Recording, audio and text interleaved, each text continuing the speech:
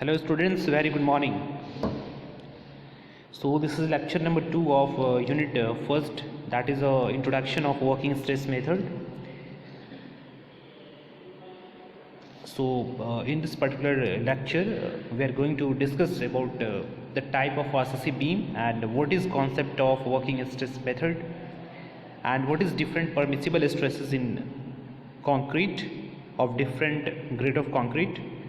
After that I will discuss little bit about what is the equivalent section, how the heterogeneous section will be converted into homogeneous section, and what is moment of resistance, what is a stress and strain diagram of RCC sections. Okay, so let's see first about plain cement concrete. As you know, and I have already discussed in last lecture, steel is embedded in plain cement concrete because concrete having very low tensile strength.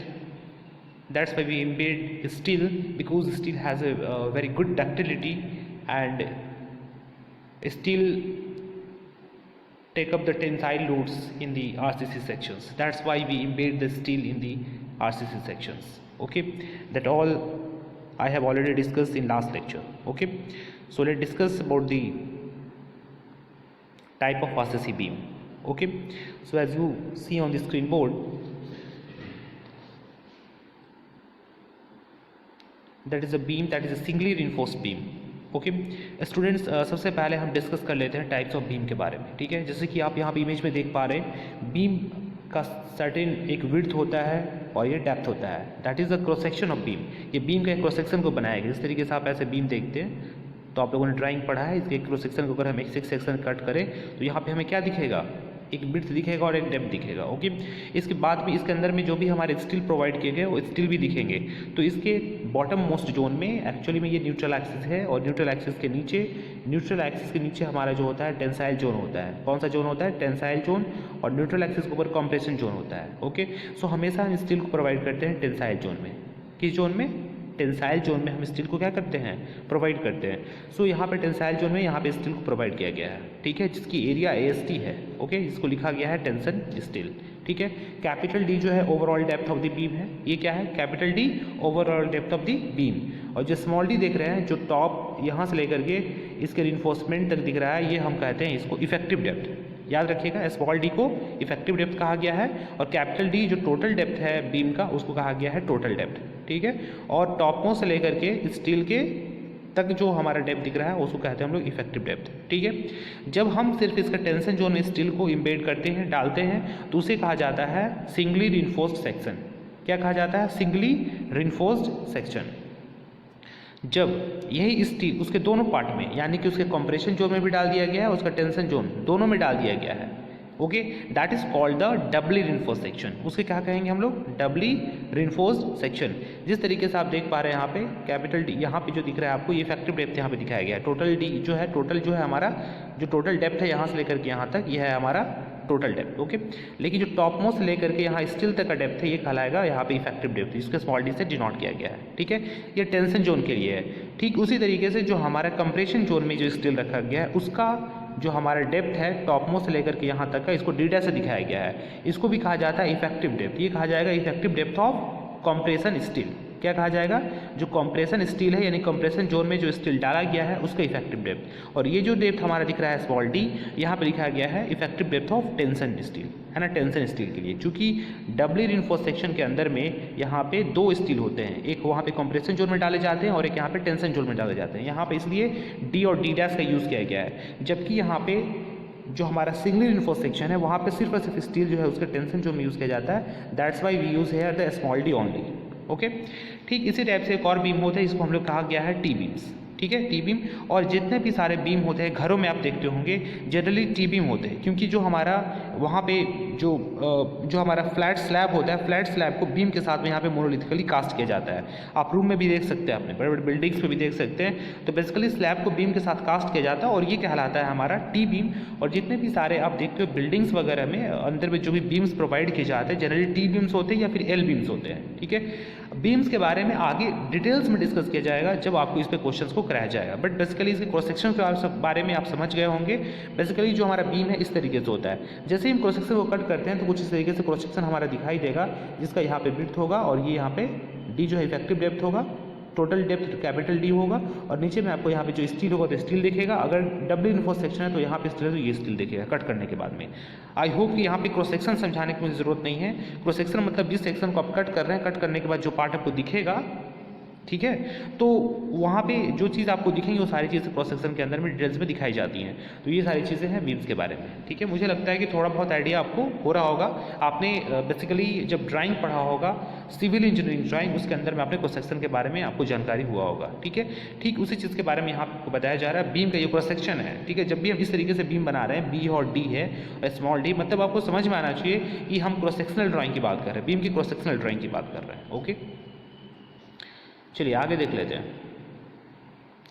बहुत ही important है assumption in theory of simple bending of RCC beam. Okay, so हम बार बार सुन रहे हैं working stress method. Students, I want to discuss little bit about the working stress method and what is the basic of the working stress method, because some of the students are very confused about the working stress method and limit state method. Their concept could not be clear about working stress and limit state method. बच्चे पढ़ लेते हैं RCC को, लेकिन उनको ये clarify नहीं हो पाता है कि वर्किंग स्ट्रेस मेथड होता है क्या और लिमिट स्टेट मेथड क्या होता है, उसके बिल्कुल प्रैक्टिकल चीज़ें क्या है। तो मैं एक बार आपको स्ट्रेस एंड स्ट्रेन डायग्राम से समझाना चाहता हूँ कि वर्किंग स्ट्रेस मेथड क्या होता है, ठीक है। तो बेसिकली आप देखिए, माइल्ड स्टील का अगर हम स्ट्रेस और स्ट्रेन डायग्राम की बात करें तो ठीक इस तरीके से होता है। यहाँ पे हम स्ट्रेन को लेते हैं, ठीक है, और यहाँ पे स्ट्रेस को लेते हैं, ठीक है। आपको ये चीज़ पता है। अगर हम माइल्ड स्टील के केसेस में, Fe250 के केसेस में अगर स्ट्रेस स्ट्रेन डायग्राम की बात करें तो कुछ इस तरीके से नेकिंग फॉर्मेशन होता है, इस तरीके से होता है, जाके यहाँ पे फ्रैक्चर हो जाता है, ठीक है। तो स्टूडेंट्स, यहाँ पे अपर एंड पॉइंट और लोअर एंड पॉइंट भी होता है, ठीक है। AB की हम बात कर लें, AB और यहाँ से O है, ठीक है। तो इसमें upper end point, lower end point और पॉइंट ऑफ फ्रैक्चर, ठीक है। क्या क्या, upper end point, lower end point, यहाँ पे फिर यील्डिंग यहाँ से स्टार्ट होता है, फिर यहाँ पे जाकर के यहाँ पे एक पॉइंट ऑफ फ्रैक्चर होता है जहाँ पे फ्रैक्चर कर जाता है स्टील, है ना। और यहाँ तक जो है O से लेकर A तक जो है हमारा हुक्स लॉ को क्या करता है, फॉलो करता है।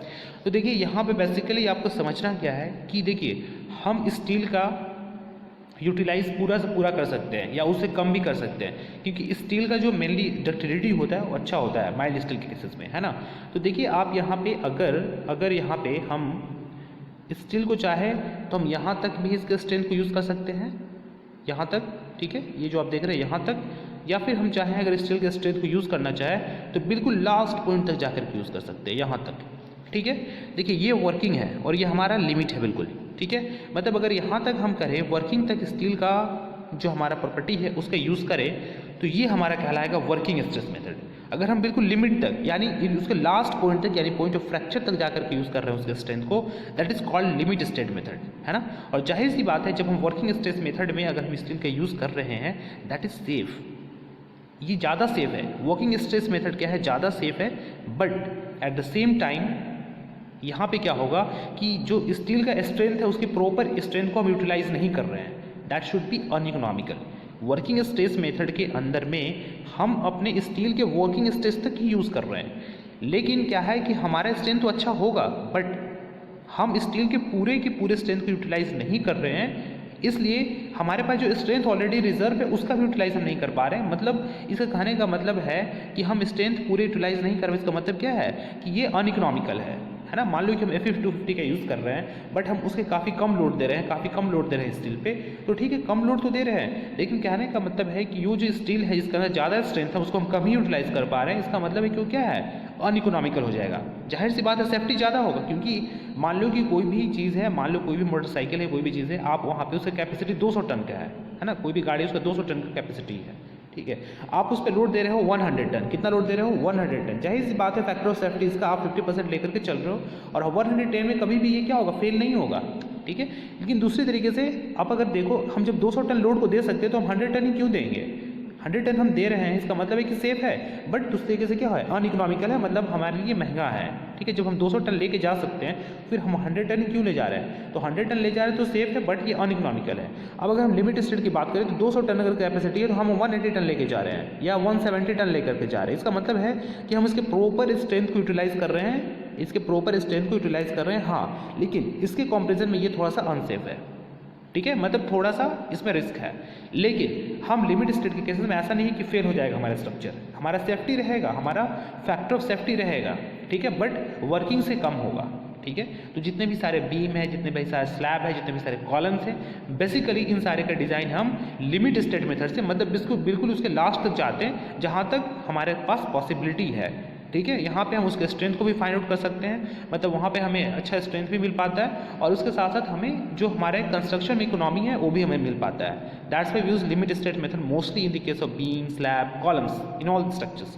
But in the case of huge structures like what, बड़े बड़े स्ट्रक्चर, जैसे कि हम अगर बात करते हैं वाटर टैंक की, जो वाटर टैंक के बड़ा बड़ा स्ट्रक्चर है उसका फेलियर बहुत ज़्यादा नुकसानदेह हो सकता है।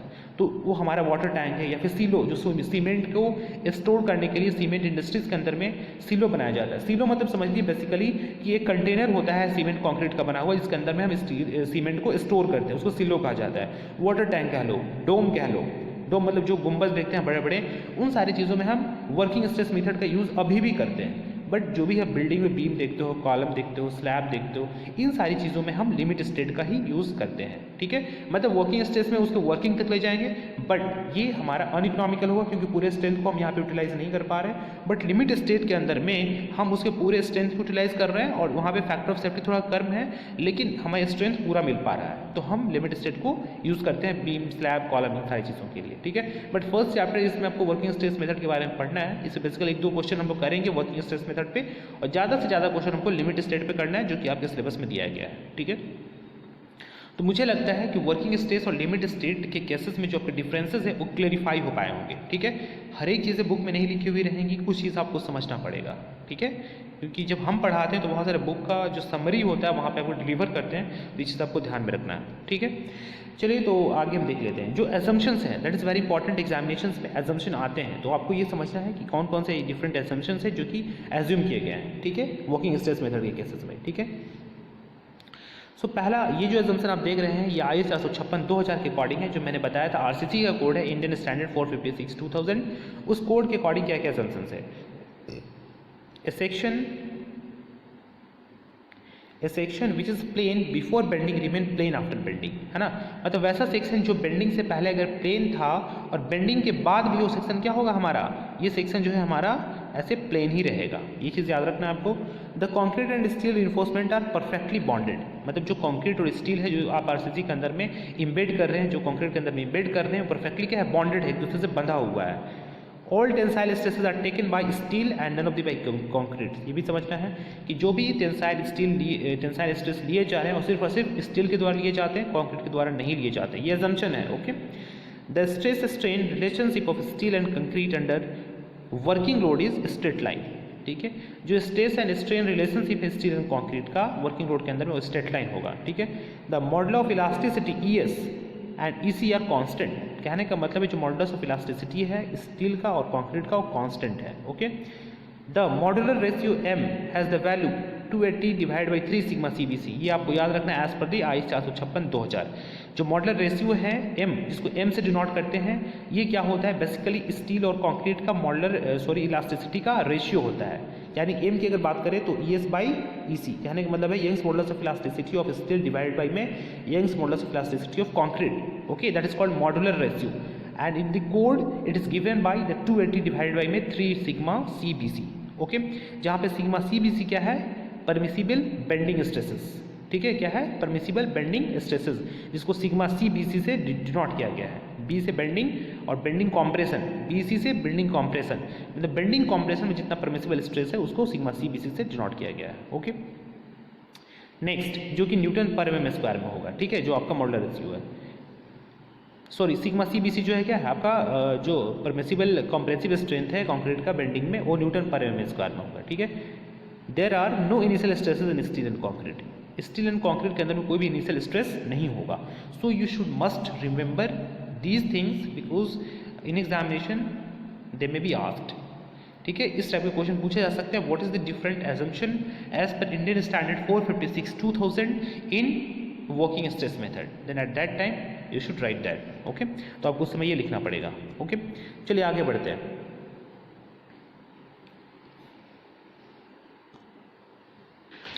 अब यहाँ पे देखिए इतनी सारी चीज़ें पढ़ने की जरूरत नहीं है, यहाँ पे पढ़े आप direct. For concrete in bending 3, in direct compression 4 and steel 1.78। In working stress method के अंदर में बेंडिंग में, डायरेक्ट कॉम्प्रेशंस में और फॉर स्टील के लिए ये हम इतना फैक्टर ऑफ सेफ्टी लेकर के चलते हैं, ठीक है। लिखा हुआ है the working stress method is based upon the concept of permissible stresses. इसमें क्या होता है, हमें परमिसिबल स्ट्रेसेस तक ही अलाउड होता है। Permissible stresses are obtained by dividing the ultimate strength of concrete और यील्ड स्ट्रेंथ ऑफ स्टील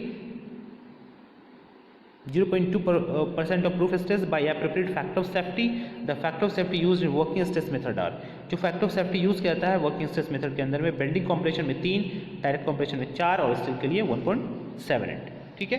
तो फैक्टर ऑफ सेफ्टी मतलब समझ रहे होंगे, बेसिकली मैंने आपको मॉस के अंदर में पढ़ाया था कि मान लो कि आप अगर डिज़ाइन करो किसी भी चीज़ का 300 न्यूटन, आपका 300 न्यूटन क्या है उसका डिज़ाइन कैपेसिटी, 300 न्यूटन के लिए आपको उसको क्या करना है, उस पर लोड आना है, तो हम 300 न्यूटन के लिए नहीं डिज़ाइन करेंगे, ओके। उसको कुछ फैक्टर ऑफ सेफ्टी से डिवाइड कर देंगे। मान लो कि 300 है तो मान लो बेंडिंग कंप्रेशन में 3 से डिवाइड कर दें, जिसको 100 न्यूटन के लिए डिज़ाइन करेंगे। दैट इज कॉल्ड, यहाँ पे हम कह सकते हैं कि फैक्टर ऑफ सेफ्टी कितना ले रहे हैं, यहाँ पे फैक्टर ऑफ सेफ्टी कितना ले रहे हैं, 3 ले रहे हैं, ओके। अगर 300 न्यूटन हमको वहाँ पे लोड आना है तो वहाँ पे हम बेंडिंग कंप्रेशन में 3 हम फैक्टर ऑफ सेफ्टी ले रहे हैं। इसका मतलब है उसका डिज़ाइन हम 100 न्यूटन पर mm स्क्वायर के लिए ही सिर्फ करेंगे, ठीक है। तो फैक्टर ऑफ सेफ्टी समझ में आ गया होगा आपको।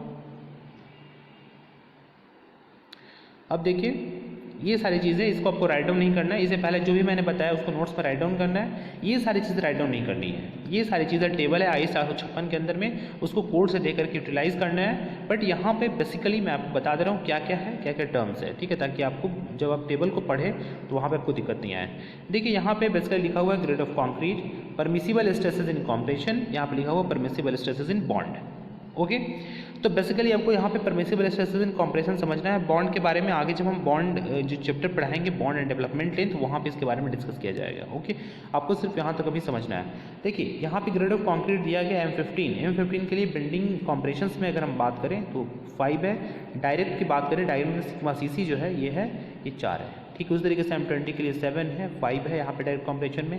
M25 के लिए बेंडिंग कॉम्प्रेशन में 8.5 है और डायरेक्ट कॉम्प्रेशन में 6 है, ठीक है। M30 के लिए 10 है और डायरेक्ट कॉम्प्रेशन में 8 है, ठीक। उस तरीके से आगे बढ़ते जाएंगे तो M45 के लिए 14.5 है, यहाँ पे 11 है। M50 के लिए 16 है, 12 है। इसका आपको यूटिलाइज करना पड़ेगा। जैसे क्वेश्चन हम बनाएंगे, मान लो कि दिया गया है कि M20 ग्रेड कॉन्क्रीट है, तो M20 ग्रेड कॉन्क्रीट के लिए आपको सिग्मा CBC की वैल्यू यहाँ से कोड से निकालनी पड़ेगी कि M20 के लिए जो है हमारा सिग्मा CBC का वैल्यू यहाँ पे 7 है। मान लो कि आपको ग्रेड ऑफ कॉन्क्रीट दिया गया M30, तो M30 के लिए आपको सिग्मा CBC की वैल्यू यहाँ पे निकालनी पड़ेगी, इसके सामने में जा करके ये होगा 10। इसका यूटिलाइज अभी आपको करना पड़ेगा जैसे जैसे हम आगे बढ़ेंगे, जब न्यूमेरिकल को में प्रोसीड करेंगे। तो अभी आपको जो भी बताया जा रहा है इस कॉन्सेप्ट को समझते रहें, कैसे टेबल को यूटिलाइज करना है, कैसे कोड को यूटिलाइज करना है, ये सारी चीज़ें कोड से ही ली गई हैं, ओके। सो कोड में दिया जाएगा कि IS 456 के अंदर में आपको M20 के लिए इतना आपका सिग्मा CBC की वैल्यू, क्योंकि फॉर्मूला में हमें बेंडिंग कॉम्प्रेशन की वैल्यू को फाइंड आउट करना पड़ेगा, सिग्मा CBC की वैल्यू। तो हमें इसका यूटिलाइज हमें कोड से डायरेक्ट देखना है कि कॉन्क्रीट का ग्रेड कितना है और उसके सामने में सिग्मा CBC की वैल्यूज़ कितनी है, उसको पुट करेंगे तो हमारा क्वेश्चन सॉल्व हो पाएगा, ओके। तो ये चीज़ आपको समझना है। चलिए आगे हम बॉन्ड स्ट्रेस के बारे में आगे देखेंगे जब आएगा तो, ठीक। अभी आपको सिर्फ यहाँ पे डायरेक्ट बेंडिंग कॉम्प्रेशन में कितना स्ट्रेसेस है उसको समझना है, ठीक है। अब देखिए परमिसिबल स्ट्रेसेस इन स्टील, ये भी लिया गया है आपके स्टील टेबल से ही, सॉरी IS 456-2000 के कोड से ही। तो देखिए यहाँ पे टाइप को सीरियल नंबर में दिया गया है टेंशन सिग्मा ST और sigma CB up to including 20 mm over 20 mm। यहाँ माइल्ड स्टील बार के लिए दिया गया है 140, ठीक है। यहाँ पे दिया हुआ है 130 ओवर 20 mm के लिए, ठीक है। यहाँ पे देखिए, यहाँ पे इसी केसेस में अगर हाई यील्ड स्ट्रेंथ डिफॉल्ट बार की बात करें, HYSD बार की बात करें, तो इसी केसेस में दिया गया यहाँ पे 230 न्यूटन पर mm स्क्वायर, और यहाँ पे दिया गया ओवर 20 mm के लिए भी दिया गया है 230 न्यूटन पर mm स्क्वायर। ये चीज़ आपको याद रखना है। टेंशन में HYSD बार के लिए जो परमिसिबल स्ट्रेसेस है इस चीज़ के अंदर में ये 230 न्यूटन पर mm स्क्वायर है, ये भी 230 है। अगर हम कंप्रेशन में बात करें तो कंप्रेशन में HYSD बार की बात करें तो 190 न्यूटन पर mm स्क्वायर है, ठीक है। मीडियम टेंसाइल स्टील की बात करें तो 130 न्यूटन पर mm स्क्वायर है। अगर माइल्ड स्टील बार की बात करें तो यहाँ पे 130 न्यूटन पर mm स्क्वायर है। तो ये सारी चीज़ें आपको यहाँ पे याद रखनी है। अगर टेंशन में आए तो टेंशन में HYSD बार के केस में 230 न्यूटन पर mm स्क्वायर, ठीक है। ओवर 20 mm है फिर भी 230 न्यूटन पर mm स्क्वायर। कंप्रेशन में अगर है आपका HYSD बार तो 190 न्यूटन पर mm स्क्वायर। अगर माइल्ड स्टील है तो आप समझ रहे हैं माइल्ड स्टील केस में 130, और यहाँ पे अगर टेंशन में है तो 140, ठीक है। आपको टेबल समझ में आ जाना चाहिए, ठीक है। आपने स्टील लास्ट ईयर में पढ़ा है तो मुझे नहीं लगता है कि टेबल को पढ़ने में भी दिक्कत आ रहा होगा आपको, क्योंकि मैं लास्ट में आपको IS कोड को किस तरीके से पढ़ना है, स्टील टेबल को किस तरीके से पढ़ना है बार बार क्लासरूम के अंदर मैंने डिस्कस किया था, ठीक है। और मुझे लगता है कि अभी आपको कोई प्रॉब्लम नहीं हो रहा होगा। हाँ, ये सारे डाटा आपको याद नहीं करने हैं, ओके। ये जो मैंने 2 टेबल बताए हैं ये इंडियन स्टैंडर्ड कोड से लिया गया है। बस आपको कोई भी क्वेश्चन रहेगा जहाँ पे आपको मान लो कि टेंशन दिया गया और टेंशन के लिए परमिसिबल स्ट्रेसेस निकालनी है स्टील के लिए, तो आपको HYSD बार का निकालना है, तो HYSD बार के सामने में आना है और यहाँ पे 230 न्यूटन पर एमएस का इसको पुट कर देना है। अगर आपको टेंशन केसेस में स्टील में पूछा जा रहा है, माइल्ड स्टील में, तो 140 पुट कर देना है। अगर आपको कॉम्प्रेशन में दिया गया है क्वेश्चन के अंदर में, तो कॉम्प्रेशन में परमिसिबल स्ट्रेस आपको नहीं पता है, तो यहाँ पे आकर के 190 यहाँ पे पुट करना है। अगर आपको लिखा है माइल्ड स्टील बार तो 130 पुट करना है। मतलब बस आपको टेबल का कैसे यूटिलाइज करना है ये चीज़ आपको समझना है students, okay. So I hope कि इस दोनों टेबल आपके लिए बहुत ही इंपॉर्टेंट है, आपको समझ में आ गया होगा, ठीक है। नीचे वाली चीज़ उतनी इंपॉर्टेंट नहीं है, ओके। अब देखो, अब मेन चीज़ यहाँ से स्टार्ट होता है, इसको हम लोग कहते हैं कंसेप्ट ऑफ ट्रांसफॉर्म्ड और इक्विवेलेंट सेक्शन, ठीक है। स्टूडेंट्स देखिए, इसका कॉन्सेप्ट समझना बहुत ही इंपॉर्टेंट है आपके वर्किंग स्ट्रेस मेथड के अंदर में, क्योंकि देखिए यही मेन चीज़ें हैं इसके अंदर में, वर्किंग स्ट्रेस मेथड के अंदर में। अब देखिए यहाँ पे मान लो कि ये क्या है, RCC सेक्शन है, ये बीम का सेक्शन है, ओके। तो सॉरी, कॉलम का सेक्शन है। तो मान लो कि RCC सेक्शन है और यहाँ पे स्टील भी है। यहाँ पे क्या है, आप देख रहे हो ये जो दिख रहा है ब्लैक कलर से, ये सब क्या है, स्टील है। ये सब क्या है, स्टील है, ठीक है, ये सब स्टील है, ओके। और इसके अंदर में कंक्रीट भी है। तो सेम टाइम में दोनों सेक्शन को एक साथ में एनालाइज करना, it is very difficult and it is very very cumbersome और you can told as a very tedious task, because it is a heterogeneous section, क्योंकि एक ही में कंक्रीट है, एक ही में स्टील है। अब दोनों को एक साथ में हमें एनालाइज करना, it is A very tedious task. ये बहुत ही टफ काम है कि हम दोनों सेक्शन को एक साथ में एनालाइज कर पाएँ, दोनों को एक साथ में एनालिसिस कर पाएँ। That's why we convert the section in one section, मतलब इन इक्विवेलेंट, मतलब एक बराबर सेक्शन में उसको हम कन्वर्ट कर देते हैं, that is called an equivalent section. आप इक्विवेलेंट मतलब समझते भी है कि दोनों को बराबर कर देना है ना। तो जो भी स्टील इसके अंदर में और जो भी कंक्रीट है, हम सारे को सिर्फ एक ही कंक्रीट के टर्म में अगर हम उसको कन्वर्ट कर देते हैं, मतलब स्टील वाले पार्ट को भी हम कंक्रीट वाले टर्म के रूप में कन्वर्ट कर दें, तो that is called the what, transform sections, okay. तो हम स्टील वाले पार्ट को भी किस में कन्वर्ट करेंगे, किस में कन्वर्ट करेंगे, कंक्रीट वाले पार्ट में, उसी को कहेंगे हम लोग equivalent section. That is very important to understand these concept in case of the working stress method, okay. उससे पहले क्या क्या चीज़ें, कौन कौन सी चीज़ें क्या है इसके बारे में बता दूं।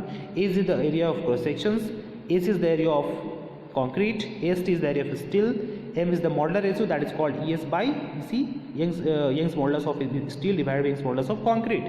But in the case of working stress method, apart from that, there is the value that is called 280 divided by 3 sigma CBC. That is also the modular ratio as per the Indian Standard Code, okay. Indian standard code के according 280 divide by 3 sigma CBC ये भी हमारा modular ratio है। और as per definition जाए तो ES by EC मतलब Young's modulus of elasticity of steel divide by Young's modulus of elasticity of concrete. Sigma S is the stresses in steel, sigma C is the stresses in concrete, epsilon S stresses strain in steel, epsilon C strain in concrete, PS load carried by steel, PC load carried by the concretes, okay. So मुझे लगता है कि ये चीज़ आपको समझ में आ गई, क्या क्या टर्मिनोलॉजीज यूज़ किए गए हैं यहाँ पे, ठीक है। अब एक बार आपको फिगर दिखा देते हैं, ठीक है, अच्छे से, ताकि फिगर का आपको एनालाइजेशन पावर जो है क्लियर हो जाए। तो ये चीज़ आपको समझ में आ रहा है, आर्थिक सेक्शन है। अब देखिए यहाँ पे कन्वर्ट किया गया इसको इक्विवेलेंट सेक्शन में, ये आप देख रहे हैं ये इक्विवेलेंट सेक्शन ही है, इसको इक्विवेलेंट सेक्शन में ऐसे कन्वर्ट किया गया है। इसके लिए क्या किया गया है, देखो इसके लिए क्या किया गया है, जो हमारा स्टील का पार्ट है उसको कंक्रीट में कन्वर्ट करने के लिए यहाँ पे मॉडुलर रेशियो से मल्टीप्लाई किया गया है। ये चीज़ आपको यहाँ पे समझना है। जब भी हम हमारा स्टील का पार्ट है उसको कंक्रीट के टर्म में कन्वर्ट करना है एरिया को, तो वहाँ पे मॉडुलर रेशियो से मल्टीप्लाई कर देंगे, ओके। क्या करेंगे, मॉडुलर रेशियो से मल्टीप्लाई कर देंगे। That's why we multiply here M into AST, okay. अब 4 से क्यों डिवाइड किया गया है, क्योंकि टोटल स्टील को आपने M को AST से मल्टीप्लाई किया तो टोटल कन्वर्ट हो गया आपका एरिया। बट यहाँ पे 4 स्टील है तो चारों सेक्शन के लिए 4 से डिवाइड कर दिया गया एक सेक्शन के लिए, यहाँ पे एक सेक्शन के लिए निकल गया। ठीक इस तरीके से यहाँ पे भी M इंटू AST बाई 4 हो जाएगा, यहाँ पे भी M AST बाई 4 हो जाएगा, यहाँ पे भी M इंटू AST बाई 4 हो जाएगा, ठीक है। क्लियर है। 4 से क्यों डिवाइड किया गया, क्योंकि ये टोटल सेक्शन कन्वर्ट हो गया और 4 स्टील है, इसलिए सारे का अलग अलग होगा, इसलिए सभी को 4 से डिवाइड कर दिया गया है। क्लियर है। पहले तो आपको समझना है कि स्टील के एरिया को कंक्रीट में कन्वर्ट करने के लिए यहाँ पे मॉडुलर रेशियो से एरिया ऑफ स्टील को मल्टीप्लाई कर दीजिए तो एरिया ऑफ कंक्रीट में कन्वर्ट हो गया, ओके। तो ये तो टोटल कन्वर्ट हो गया ना पूरा। अब एक एक को निकालना है, इस एक स्टील के सामने में, तो क्या करेंगे, 4 से डिवाइड कर देंगे। ठीक इसके लिए सामने में, इसके लिए भी AST MAST बाई 4 हो जाएगा, इसके लिए भी MST बाई 4 हो जाएगा, ठीक है। That's why every in every section of steel they're written as a MAST/4. ठीक है, ये कंफ्यूज नहीं होना, आपको ध्यान में रखना है एरिया ऑफ स्टील को अगर एरिया ऑफ कंक्रीट में कन्वर्ट करना है तो मॉडुलर रेशियो से मल्टीप्लाई करना है एरिया के केसेस में, स्ट्रेस के केसेस में नहीं। स्ट्रेस के केसेस हम आगे आ रहे हैं, अभी एरिया के केसेस में समझना है आपको। और 4 से क्यों डिवाइड किया गया है, क्योंकि 4 स्टील है इसलिए सारे सेक्शन के लिए अलग अलग कन्वर्ट कर दिया गया है। ठीक है, आई होप कि यहाँ तक आपका जो कॉन्सेप्ट है ट्रांसफॉर्म सेक्शन का वो क्लियर हो गया होगा। क्यों हम लोगों ने इक्विवेलेंट सेक्शन में कन्वर्ट किया है, because there should be a very easy to analyse that thing. Okay, कि हमें बहुत आसानी होना चाहिए इसे एनालाइज करने में, क्योंकि इट इज़ वेरी कम्बरसोम। अगर हम मान लो कि स्टील को अलग एनालाइज करते हैं, अगर कंक्रीट को अलग एनालाइज करते हैं तो it is very tedious task, very cumbersome task, very difficult task, है ना। बहुत ही आसान नहीं होगा हमें इसके लिए एनालाइज करना, क्योंकि ये हेट्रोजेनियस सेक्शन हो जाएगा, दोनों सेक्शन अलग अलग है, एक स्टील है और एक कंक्रीट है। That's way we convert here for easy of understanding, for easy of better calculation, that's way we convert the section into one section, that is called equivalent section in the term of concrete. Okay, और चीज़ आपको समझ में आ गई है। अब देखिए कुछ और टर्म्स है यहाँ पे, देखिए AEQ से equivalent area of section in term of concrete, ES Young's modulus of elasticity of steel, EC Young's modulus of elasticity of concrete. अब देखिए P मतलब टोटल लोड है ना, तो टोटल लोड किसके द्वारा लिया जाएगा, PS प्लस PC। देखिए यहाँ समझना इंपॉर्टेंट है, मतलब load taken by steel, load taken by concrete, मतलब टोटल लोड जो है स्टील और कंक्रीट के मिल करके लिया जाएगा। ठीक है, तो P। अब देखिए अगर हम लोड की बात करें तो अगर हम stresses in steel into area of steel लिख सकते हैं, बिकॉज आप जानते हैं सिग्मा इक्वल टू क्या होता है, P बटा एरिया। यहाँ से P बराबर क्या लिख सकते हैं हम लोग, सिग्मा इंटू ए। ठीक है, अब जिसके लिए भी आप ये टर्म यूज़ करना चाहते हैं वहाँ पे यूज़ कर सकते हैं। आप अगर स्टील के लिए यूज़ करते हैं तो स्टील के लिए यूज़ कीजिए, कंक्रीट के लिए यूज़ करना चाहते हैं तो कंक्रीट के लिए यूज़ कीजिए। ठीक है, फॉर्मूला यही रहेगा सिग्मा इंटू ए। तो अगर स्टील के लिए तो सिग्मा S इंटू AST, अगर कंक्रीट के लिए तो सिग्मा C मतलब stress in concrete into AC मतलब एरिया ऑफ कंक्रीट। ये सारी टर्मिनोलॉजी आपको पहले बताई गई है ना। तो P बराबर हो गया sigma S into AST plus sigma C into AC। Okay, ये टोटल हमारा लोड हो गया। ठीक है, अब आगे बढ़ते हैं। देखिए द बॉन्ड बिटवीन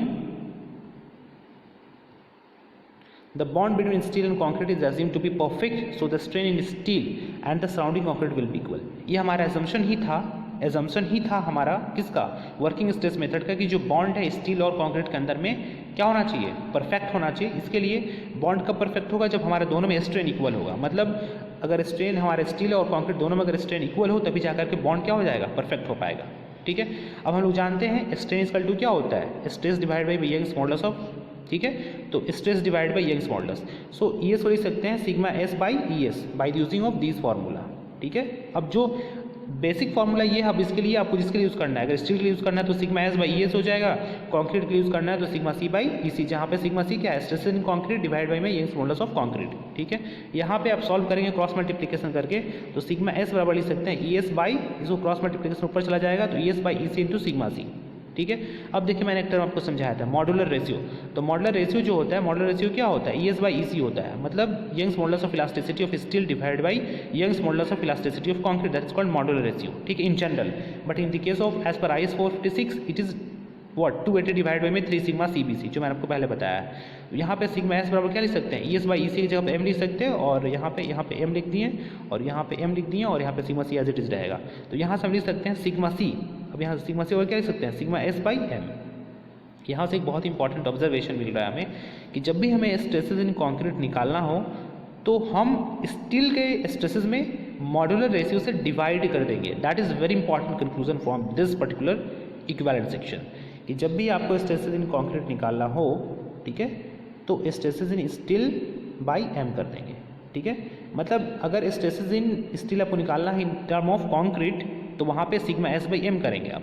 ठीक है, अब देखिए जब आपको वहाँ पे निकालना होता था तो क्या करते थे आप, M इंटू AST करते थे एरिया के केस में, और यहाँ पे M से हम डिवाइड कर रहे हैं, जब एरिया के केसेस में हम वहाँ पे M से मल्टीप्लाई कर रहे थे। वहाँ पे हम वहाँ पे एरिया ऑफ स्टील में क्या कर रहे थे, M से मल्टीप्लाई कर रहे थे, तो हमारे equivalent section of area of concrete में कन्वर्ट हो रहा था। लेकिन यहाँ पे हम M से डिवाइड कर रहे हैं स्ट्रेसेस केसेस में, तब हमारा इक्विवेलेंट कंक्रीट में कन्वर्ट हो रहा है। यहाँ पे किस केसेस में, स्ट्रेस में। तो याद रखिए स्ट्रेस निकालने के लिए, स्ट्रेस इक्विवेलेंट स्ट्रेस निकालने के लिए हम M से स्ट्रेस ऑफ स्टील में डिवाइड करेंगे, और एरिया के केसेस में हम M से एरिया ऑफ स्टील में मल्टीप्लाई करेंगे, तब हमारा इक्विवेलेंट एरिया में कन्वर्ट हो जाएगा। This is the two basic differences in term of area, equivalent area and equivalent stress. Equivalent area में M से मल्टीप्लाई करेंगे और इक्विवेलेंट स्ट्रेस में M से डिवाइड करेंगे। It is very clear. Okay.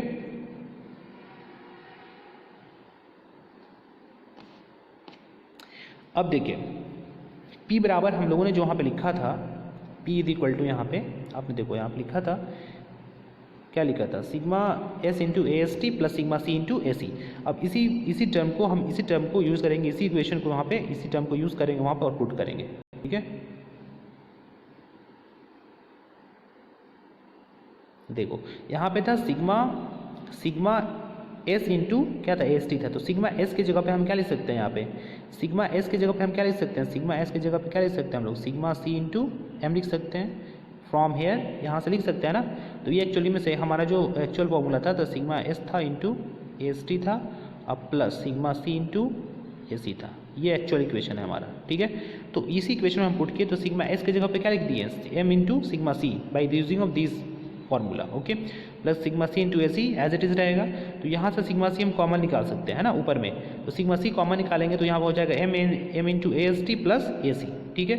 अब यहाँ से सिग्मा C हम लिखना चाहते हैं तो क्या लिख सकते हैं, P डिवाइडेड बाई में, ये क्रॉस मल्टीप्लिकेशन हो जाएगा, तो सिग्मा C बराबर क्या लिख सकते हैं हम यहाँ पे, P डिवाइडेड बाई में A C plus M into A S T, ठीक है, और P डिवाइड बाई में अब ए सी, यहाँ पे जो आप ए सी देख रहे हो, A C plus M into A S T, that is called equivalent area, that is called what, equivalent, A equivalent, that is equal to AC plus M into AST, ठीक है, ये इक्विवेलेंट एरिया। तो P divide by में area of equivalent हम यहाँ पे लिख सकते हैं, ठीक है। ये सारे कैसे आया है मैंने आपको बताया, ये ऊपर से ही आया था, ये फॉर्मूला, ये हमारा इक्वेशन था, इसमें सिग्मा S की जगह पे M इंटू सिग्मा C लिखा मैंने ऊपर वाली इक्वेशन से, plus sigma C into A C constant है, यहाँ से सिग्मा C को कॉमन लिया गया जो कि दोनों में टर्म कॉमन है, तो M into S T plus A C हुआ। अब सिग्मा C बराबर क्या लिख सकते हैं, P डिवाइडेड बाई में क्रॉस मल्टीप्लिकेशन करके A C plus M into A S T, और A C plus M into A S T को हमने यहाँ पे एरिया ऑफ इक्विवेलेंट का, मतलब इक्विवेलेंट एरिया का, तो इस तरीके से सिग्मा C की वैल्यू यहाँ पे कन्वर्ट हो गई, ठीक है। तो मुझे लगता है कि यहाँ पे आपने इक्विवेलेंट सेक्शन कैसे कन्वर्ट हो रहा है आपको ये चीज़ आइडिया हो गया होगा, और आप बेसिकली अच्छे से समझ गए होंगे सारी चीज़ों को, ठीक है। जो मैं टर्म आपको समझा रहा हूँ बस उस टर्म को बार बार आप देखिए, पॉज करके देखिए, कहीं पे पॉज करके देखिए, कहीं पे आपको दिक्कत आ रहा है तो, ठीक है। मैं इस वाले पार्ट को समझाने के बाद इस लेक्चर को कंक्लूड करूँगा, फिनिश करूँगा। मुझे उम्मीद था कि मैं और भी ज़्यादा आपको बता पाऊँगा, बट टर्म ही ऐसा है कि मुझे बार बार इस चीज़ों को रिपीट करना पड़ा, बार बार समझाना पड़ रहा है, और मैं बहुत ज़्यादा पढ़ा हूँ, उससे बेटर है कि मैं कुछ कम पढ़ा करके आपको उस चीज़ों को समझा दूँ, तो शायद ये मेरे लिए भी बेटर होगा और आपके लिए बहुत आसान होगा कि आप वो चीज़ों को अच्छे से समझ पाएंगे, ओके, ठीक है। तो देख लेते हैं हम लोग आगे। देखिए, the expression in the denominator AC plus M into ST is called equivalent area of this section in term of concrete। मैंने अभी आपको बताया equivalent area कहते हैं AC plus M into ST को, ठीक है। It means that area of steel can be replaced by an equivalent area of concrete to M into AST। इसका मतलब ये है कि एरिया ऑफ स्टील को अगर हम इक्विवेलेंट एरिया ऑफ कॉन्क्रीट में कन्वर्ट करें तो हम उसको क्या लिख सकते हैं, M into AST लिख सकते हैं, ठीक है। यही चीज़ लिखा हुआ है ना, AC plus M into S T. इसका कहने का मतलब एरिया ऑफ कॉन्क्रीट तो यहाँ ऑलरेडी है, बट ये जो एरिया आप ले रहे हैं इन term of equivalent area of concrete, इसको लिख सकते हैं आप M इंटू एस टी। मतलब एरिया ऑफ स्टील में अगर M से आप मल्टीप्लाई करते हैं तो आपका equivalent area in term of concrete निकल जाएगा आपको, ठीक है। तो यहाँ पे लिख सकते हैं ए इक्विवेलेंट बराबर AC plus M into AST, कोई दिक्कत नहीं है। अब देखिए यहाँ पे AC मतलब क्या हो गया, एरिया ऑफ कॉन्क्रीट, AC की मतलब एरिया ऑफ कॉन्क्रीट। तो एरिया ऑफ कॉन्क्रीट कैसे निकल सकता है, अगर आप टोटल एरिया में मान लो कि टोटल एरिया है, ठीक है, इसमें स्टील भी है ऐसे, ठीक है। तो टोटल एरिया में अगर आप एरिया ऑफ स्टील को घटा दो, है ना, क्या करो, एरिया ऑफ स्टील को आप माइनस कर दो, ये वाला पार्ट, ये सारे स्टील को घटा दो, तो क्या निकल जाएगा, एरिया ऑफ कॉन्क्रीट निकल जाएगा। मतलब टोटल एरिया में से अगर एरिया ऑफ स्टील को घटा दिया जाए तो सिर्फ और सिर्फ किसका एरिया बच जाएगा, सिर्फ कॉन्क्रीट का एरिया बच जाएगा। यही तो लिखा हुआ है यहाँ पे, एरिया ऑफ कॉन्क्रीट के सामने लिखा गया है A माइनस AST। मतलब टोटल एरिया में से एरिया ऑफ स्टील को घटा दे तो हमारा क्या हो जाएगा, एरिया ऑफ कॉन्क्रीट, तो A माइनस AST प्लस यहाँ पे M into AST as it is रहेगा, A प्लस, अब यहाँ पे देखो M AST माइनस AST, इस दोनों में AST क्या है, कॉमन है, तो यहाँ पे AST कॉमन हो जाएगा, तो यहाँ पे ब्रैकेट, यहाँ पे AST कॉमन होगा, तो यहाँ पे कॉमन क्या निकल जाएगा, M माइनस 1, है ना। AST दोनों में कॉमन है, यहाँ पे भी और यहाँ पे भी, ठीक है। तो चूंकि यहाँ पे इसको सॉल्व करोगे, एक टर्म और लिखोगे, यहाँ पे इसको लिखना पड़ेगा A plus M into AST minus AST, ठीक है, ऐसे लिखोगे तो A plus M, sorry AST यहाँ कॉमन आ जाएगा, AST bracket on M minus 1, उसी को यहाँ पे थोड़ा सा एक लाइन छोड़ दिया यहाँ पे, और यहाँ पे लिख दिया A plus M minus 1 into AST, ठीक है। तो इक्विवेलेंट एरिया को आप इस तरीके से भी लिख सकते हैं, A plus M minus 1 into AST, एक ये भी फॉर्मूला हो गया आपके लिए। आप इक्विवेलेंट एरिया को इस तरीके से भी क्या कर सकते हैं, राइट डाउन कर सकते हैं। एक तो यहाँ पे AC plus M into ST से भी कर सकते हैं, ठीक है। बहुत ही इंपॉर्टेंट लेक्चर है आज का ये लेक्चर, क्योंकि बिल्कुल RCC के बारे में आपको बेसिक से बताया जा रहा है। और जैसे जैसे आपका ये जो सब्जेक्ट है आगे बढ़ेगा, अगर आप पढ़ेंगे तो आपके लिए आसान होगा, अगर आप नहीं पढ़ेंगे तो आपके लिए हर एक टर्म भारी लगेगा कि एरिया ऑफ स्टील क्या है, M क्या है, वहाँ पे सिग्मा CBC क्या है, AC क्या है, सारे टर्म्स आपको काफ़ी भारी लगने लगेंगे अगर आप नहीं पढ़ेंगे तो, है ना। अगर पढ़ेंगे तो काफ़ी इंटरेस्टेड लगेगा और आपको काफ़ी मज़ा भी आएगा इस चीज़ को पढ़ने में, ठीक है। So therefore the concept of modular ratio make it possible to transform the composite section into an equivalent homogeneous section made up of one material।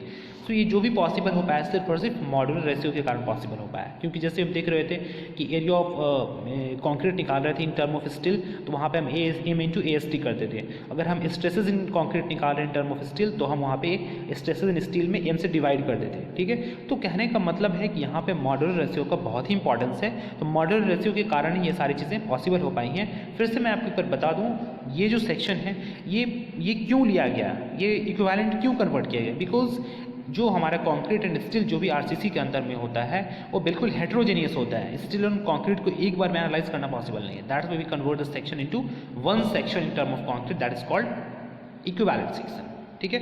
तो आज के लेक्चर में मैंने आपको बताया कि RCC सेक्शन में बीम का किस तरीके से सेक्शन होता है, सिंगली रिइंफोर्स्ड स्टील कहाँ पे प्रोवाइड किया जाता है, डबली में कैसे स्टील को प्रोवाइड किया जाता है, T सेक्शन क्या होता है, इसके अलावा permissible stresses in concrete as per IS 456-2000 के अकॉर्डिंग जो टेबल है मैंने आपको शेयर किया, एंड एज पर IS 456-2000 मैंने आपको जो स्टील के अंदर में परमिसिबल स्ट्रेसेस उसको मैंने शेयर किया आपको। उसके अलावा मैंने एक बहुत ही इंपॉर्टेंट कॉन्सेप्ट जो कि इक्विवेलेंट सेक्शन का कॉन्सेप्ट था इन term of working stress method, उसे मैंने आपको शेयर किया। इसके अलावा मैंने आपको वर्किंग स्ट्रेस और लिमिट स्टेट के अंदर में जो डिफरेंसेस थे, जो बेसिक डिफरेंसेस थे, मैंने उसको बताया। और स्ट्रेस एंड स्ट्रेन डायग्राम की सहायता से मैंने आपको ये भी बताया कि किस तरीके से वर्किंग स्ट्रेस मेथड जो है सेफ है बट ये अनइकोनॉमिकल है ना। तो ये सारी चीज़ें मैंने आपको बहुत ही अच्छे कॉन्सेप्ट्स दिए हैं बहुत सारे बुक्स का समरी करके।